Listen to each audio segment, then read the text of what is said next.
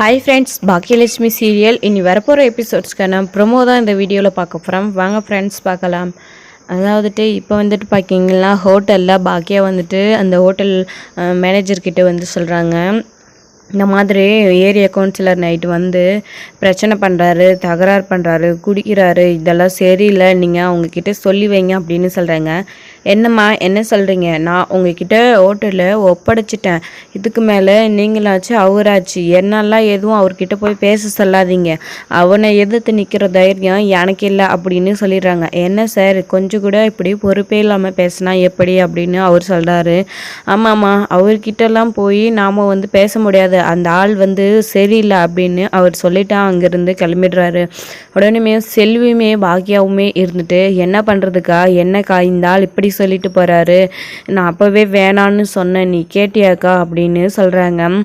என்ன ஆனாலும் செல்வி, இந்த ரெஸ்டாரண்ட்டை நான் மூடுறதா இல்லை, இந்த சின்ன இட்லி கடையிலேருந்து இந்த சின்ன ரெஸ்டாரண்ட்லேருந்து தான் நான் வந்துட்டு பெரிய ஆளாக ஆகுவேன், அவனுக்காகலாம் நான் வந்து இந்த ரெஸ்டாரண்ட்டை மூட மாட்டேன் கண்டிப்பாக அப்படின்னு வந்து பாக்கியா வந்து செல்விக்கிட்ட சொல்லாக்கா. என்னக்கா சொல்கிற அப்படின்ட்டு.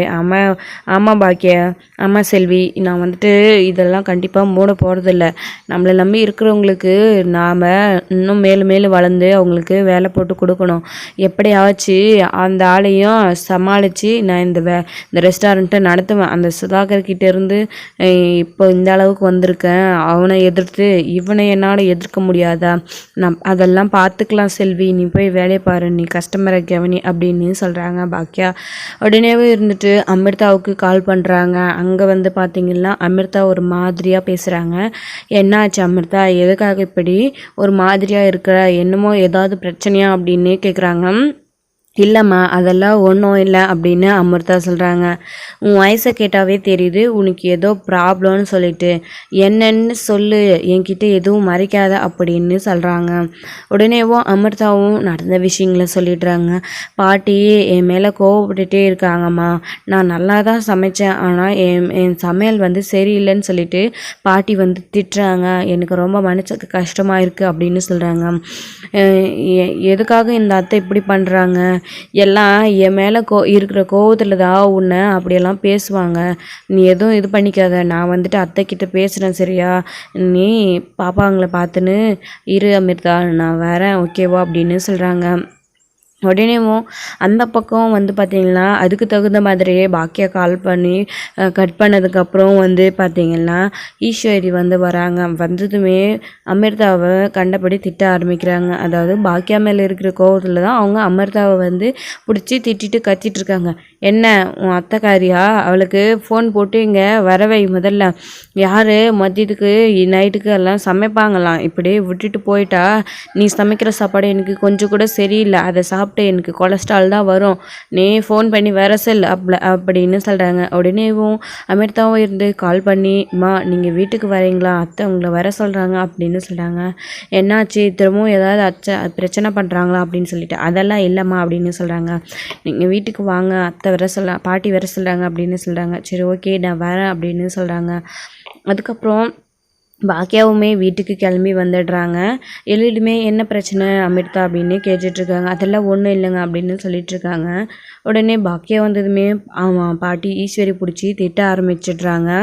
வாமா வா, நைட்டு லேட்டாக வர, 12:30 மணிக்கு மேலே வர, அதை என்ன ஏதுன்னு காலையில் கேட்கலான்னு பார்த்தா அதுக்குள்ளேவே நாங்கள் எல்லோரும் எந்திரிக்கிறதுக்கு முன்னாடியே கிளம்பிடுற, என்ன உன் சமாசாரம், வீட்டில் பொழப்பு நடத்துகிற மாதிரியா நீ நடந்துக்கிற, ஒரு குடும்ப பொண்ணாட்டம், உனக்கு வீட்டில் இருக்க பிடிக்கல அதனால தானே அப்படின்னு கேட்குறாங்க.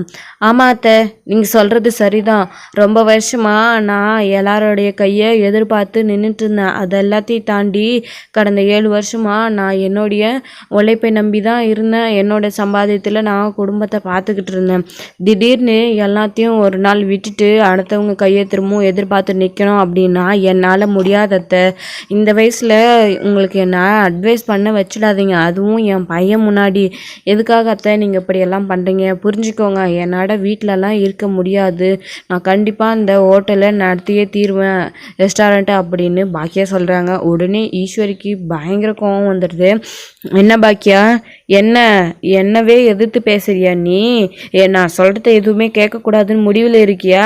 ரெஸ்டாரண்ட்டுக்கு என்னென்னா என்னுடைய பேரை வைக்காத உன்னுடைய பேரை வச்சிட்டு இருக்க. இப்போ இப்படியெல்லாம் நீ பேசிகிட்டு இருக்கா, இதெல்லாம் சரிப்பட்டு வராது. நான் கண்டிப்பாக 8 மணிக்கெல்லாம் வீட்டுக்கு வந்துடணும். வீட்டுக்கு வந்து ஒரு குடும்ப பொம்பளையாக வீட்டை கவனிச்சிக்கணும் அப்படின்னு சொல்கிறாங்க. அத்தை, ரெஸ்டாரண்ட்டுனா முன்ன பின்ன தான் இருக்கும். நீங்கள் சொல்கிற டைமுக்கெல்லாம் வீட்டுக்கு என்னால் வர முடியாது அத்தை, டைம் ஆகும். நீங்கள் இப்படியெல்லாம் கண்டிஷன் போடாதீங்க, இதுக்கு மேலேயும் என்னை பேச வைக்காதீங்க அத்தை அப்படின்னு சொல்கிறாங்க. என்ன பாக்கியா, என்ன வாய் நீளுது? நான் காலையிலே உங்ககிட்ட இதெல்லாம் பற்றி பேசலான்னு தான் எல்லாரையும் வர வச்சு நான் நிற்க வச்சேன். ஆனால் கரெக்டாக உன்னை கூப்பிட்டா நீ வெளியே வரலை. இந்த அமிர்தா தான் சொன்னால் நீ காலையிலே எழுந்து கிளம்பி போயிட்டேன்னு சொல்லி. அப்போனா நீ ஒரு 4 மணி நேரம் தான் வீட்டில் இருப்பியா? நைட்டில் லேட்டாக வர, காலையிலே நாங்கள் எல்லோரும் எந்திரிக்கிறதுக்கு முன்னாடியே போயிடுவேன். அப்போல்லாம் இந்த வீட்டை யார் பார்த்துப்பாங்களா? நீ இப்படி உன் இஷ்டத்துக்கு தெரிஞ்சா அப்படின்னு சொல்லிட்டு பயங்கர கோவத்தோட ஈஸ்வரி வந்து பாக்கியாவை கேட்குறாங்களே. உடனேவும் பாக்கியா இருந்துட்டு சொல்கிறாங்க, அத்தை இதுதான் உங்களுக்கு பிரச்சனைன்னா நான் தினமும் காலையில் எழுந்து உங்களுக்கு சமைச்சு வச்சுட்டே நான் ரெஸ்டாரண்ட்டுக்கு கிளம்புறேன் சரிங்களா அப்படின்னு சொல்கிறாங்க. காலையில் சமைச்சிட்டா மதியம் யாரை சமைப்பாங்களாம் அப்படின்னு ஈஸ்வரி கேட்குறாங்க. என்ன அத்தை, காலையில் தான் நான் சமைச்சு வச்சுட்டு போகிறேன்ல, மதியம் ஒருவேளை அமிர்தா இருக்கா, ஜெனி இருக்கா, அவங்க வீட்டை பார்த்துக்க மாட்டாங்களா, உங்களுக்கு சமைச்சு கொடுக்க மாட்டாங்களா அப்படின்னு கேட்குறாங்க. உடனேவும் ஈஸ்வரி வந்துட்டு சொல்ல, அவங்க குழந்தைங்கள பார்ப்பாங்களா இல்லை சமைப்பாங்களா?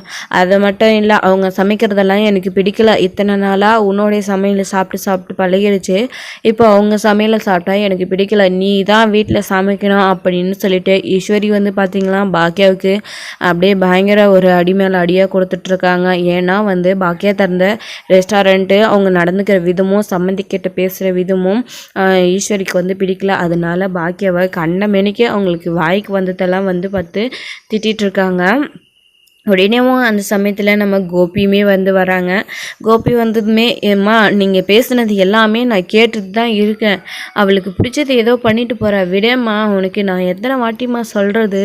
நான் நேற்றவும் சொன்னேன்ல இதை பற்றி பாக்கி கேட்டு பேசி பிரச்சனை பண்ணாதான்னு சொல்லிட்டு. அதாவது ரெஸ்டாரண்ட் ஓப்பன் பண்ணால் பிஸ்னஸ் பண்ணுறவங்க அப்படி தான்ம்மா, டைமுக்கு வர முடியாது. அதுதான் அவங்க சொல்கிறாங்கல்ல, அமிர்தா ஜெனி வீட்டில் எல்லோரும் இருக்காங்கல்ல, எல்லோரும் பார்த்துக்கிறேன்னு சொல்கிறாங்கல்லம்மா, நீ எதுக்காக திரும்பவும் பாக்கியாவே நீ கார்னர் பண்ணி பேசிகிட்டு இருக்கம்மா அப்படின்னு சொல்லவும், வாடா கோபி, இந்த வீட்டில் எல்லாரும் தான் அவளுக்கு எதிராக சப்போர்ட் பண்ணுறாங்க அப்படின்னா நீயாவது என் பக்கம் பேசுவேன்னு உன்னை நான் வர வச்சா நீ அவளுக்கு சப்போர்ட் பண்ணி பேசிகிட்டு இருக்கியா அப்படின்னு கேட்குறாங்க.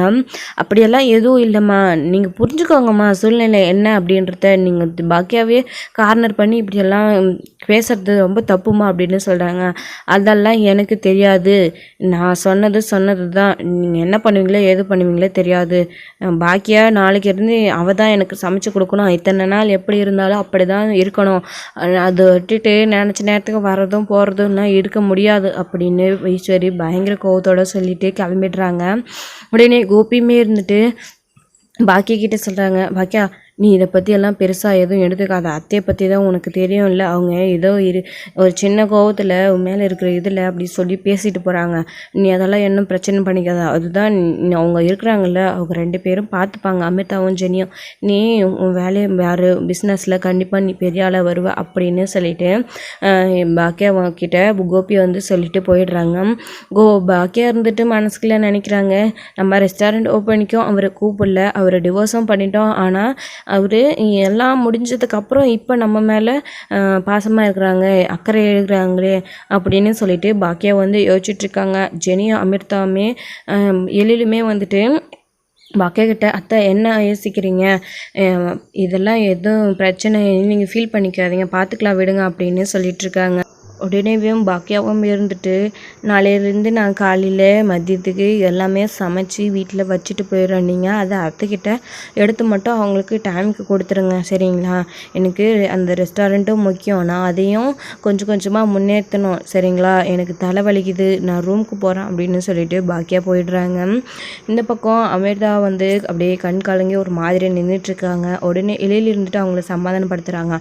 அம்மா மேலே இருக்கிற கோவத்தில் தான் பாட்டி இப்படியெல்லாம் பண்ணிகிட்ருக்காங்க, இருக்காங்க. நீ எதுவும் ஃபீல் பண்ணிக்காத அமிர்தா, சரியா? நான் பாட்டிக்கிட்ட பேசுகிறேன் அப்படின்னு சொல்கிறாங்க. சரி அப்படின்னு சொல்லிட்டு எல்லாருமே வந்து கிளம்பி போயிடுறாங்க. அதோட இந்த எபிசோட் முடிச்சிருக்காங்க. நெக்ஸ்ட் எபிசோடில் என்ன நடக்குது அப்படின்றத வெயிட் பண்ணி பார்க்கலாம் ஃப்ரெண்ட்ஸ். பாய். இந்த வீடியோ உங்களுக்கு பிடிச்சிருந்தா ஒரு லைக் பண்ணுங்கள், ஷேர் பண்ணுங்கள், கமெண்ட் பண்ணுங்கள், மறக்காமல் பெல் ஐக்கனை கிளிக் பண்ணி வச்சுக்கோங்க.